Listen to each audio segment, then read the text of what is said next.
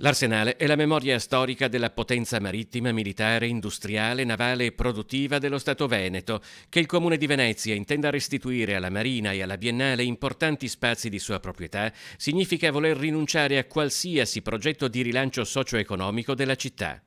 Nel mirino di una mobilitazione che, partita dal Forum Futuro Arsenale, sta crescendo anche oltre i confini nazionali, c'è un protocollo d'intesa tra il Comune di Venezia e i Ministeri di Difesa e Cultura. Questo protocollo prevede di ritrasferire in proprietà alla Marina le cosiddette aree del Sine Die, cioè una serie di 7 tese lungo la darsena grande dell'Arsenale. La parte che riesce a recuperare è un pezzo di strada al Campagna e l'edificio a fianco e viene consegnato tout court con una concessione alla Biennale in cambio soltanto dell'utilizzazione per 15 giorni di un piccolo spazio della darsena grande per poter fare il salone nautico, che è quello a cui tiene il sindaco di Venezia. Su questi 48 ettari, che rappresentano circa un sesto di Venezia, per secoli è stata attiva una delle industrie più all'avanguardia del mondo, dove lavoravano fino a 60.000 uomini e personalità del calibro di Leonardo da Vinci e Galileo Galilei. Il Forum Futuro Arsenale ha proposto parecchi suoi utilizzi.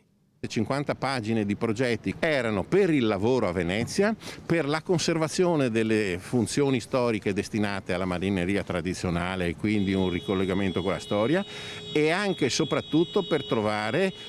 una gestione unitaria di tutte le iniziative che in città non hanno spazio. La mobilitazione per il recupero integrale della potestà comunale sull'Arsenale, che avrà una prima azione con un presidio statico davanti alla Porta dei Leoni domenica 6 febbraio, sta raccogliendo adesioni crescenti. I musei marittimi del Mediterraneo, le associazioni di Milano, di Genova, di Roma,